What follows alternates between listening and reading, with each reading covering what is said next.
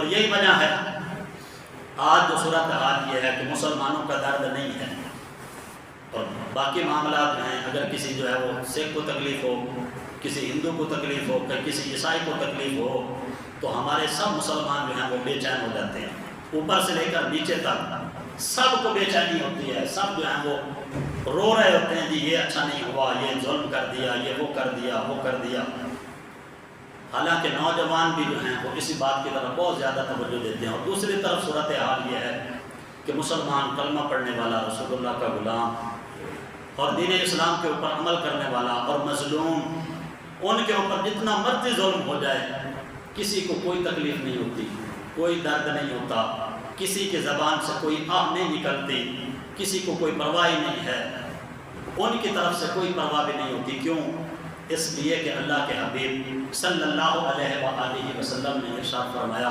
کہ تمہارا یارانہ جس کے ساتھ ہوگا تمہارے اندر بھی وہی جذبات پیدا ہوں گے،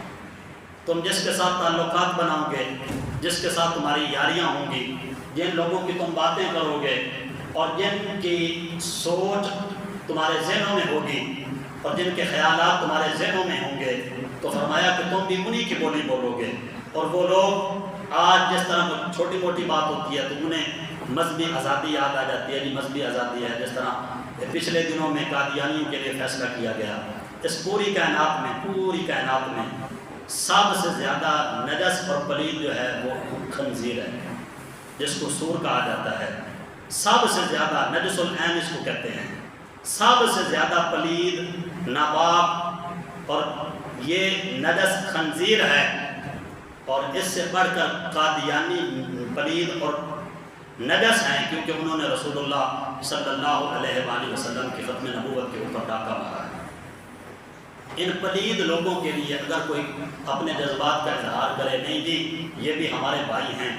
یہ بھی ہمارے جو ہیں وہ دوست ہیں، یہ بھی ان کو بھی بڑے حقوق حاصل ہیں، یہ جو چاہیں کر سکتے ہیں، تو یہ کیوں ہے؟ مسلمان کے لیے کوئی درد نہیں ہے، اس کے لیے کوئی مذہبی آزادی نہیں ہے۔ اب فلسطین میں کتنی مسجدوں کو شہید کیا گیا، کسی کے زبان کے اوپر آیا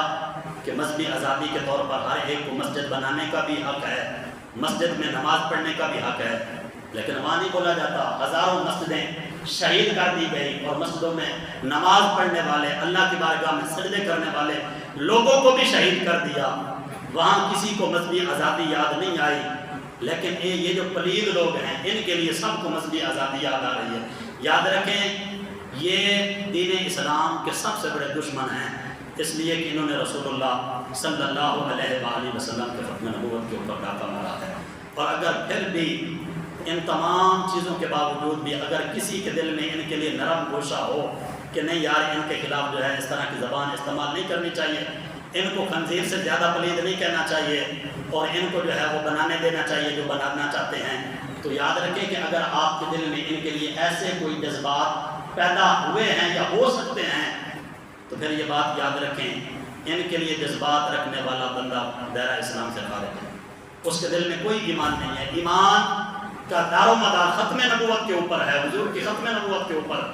اگر اس کے اوپر بھی ڈاکہ